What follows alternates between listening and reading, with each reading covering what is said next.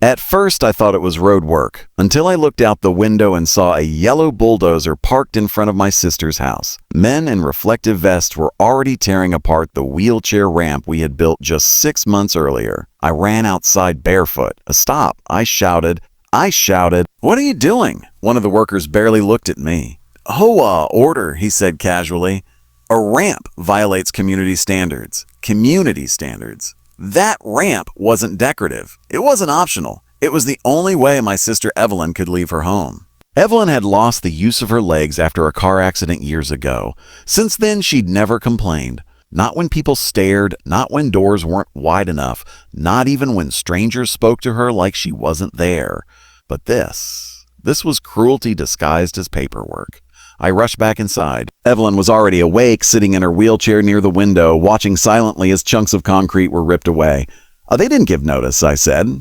I can't just... Yeah, they did, she replied calmly. Yesterday? Certified letter. I chose not to respond. That stunned me. Why? She looked at me, eyes steady. Because sometimes people need to finish what they start. Moments later, Linda Hargreave, the HOA president, arrived, clipboard in hand, smile sharp as glass. Good morning, she chirped. This will only take a few minutes. That ramp is medical equipment, I snapped. You can't destroy it. Linda tilted her head.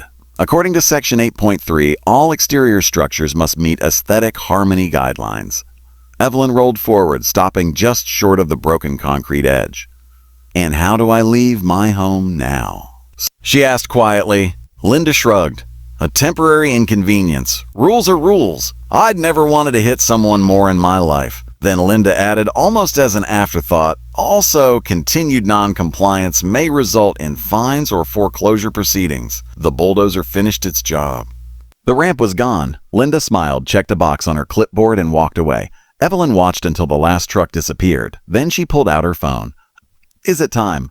I asked. She nodded. Yes, she said. And now it is, Matilda. At 9:07 a.m., Evelyn placed one phone call. By noon, everything changed. The first sign was the black SUVs pulling into the neighborhood, quiet, unmarked official. Then came the state accessibility inspector, then the civil rights attorney, then the press. Linda Hargreave reappeared, clipboard shaking in her hands. What is going on? She demanded. Evelyn rolled outside, stopping where the ramp had once been. She looked smaller there, until she spoke. My name is Governor Evelyn Carter, she said calmly. Free said calmly. This morning, your association violated 3 state disability access laws, 1 federal statute, and the terms of the funding agreement you signed with my office. Linda's face drained of color. You're the governor, Evelyn finished. Yes, silence felt like a dropped plate. Evelyn continued, voice steady but cold. Your HOA receives state infrastructure grants, road maintenance funds, emergency preparedness funding, all of which require full ADA compliance. She gestured to the broken concrete. You bulldozed my access ramp without a hearing, without accommodation, and without legal authority. A reporter raised a microphone. Governor, what happens next? Evelyn didn't hesitate.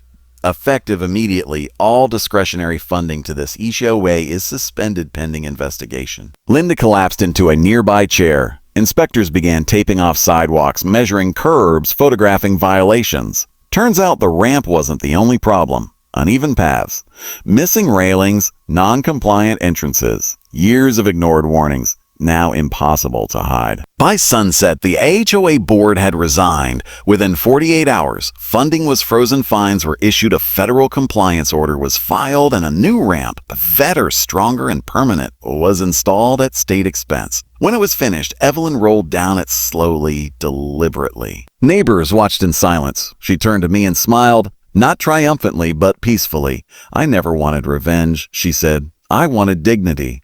The story went viral that night. Headlines didn't call her powerful. They called her unignorable. And the HOA. In the HOA, they finally learned the difference between rules and justice.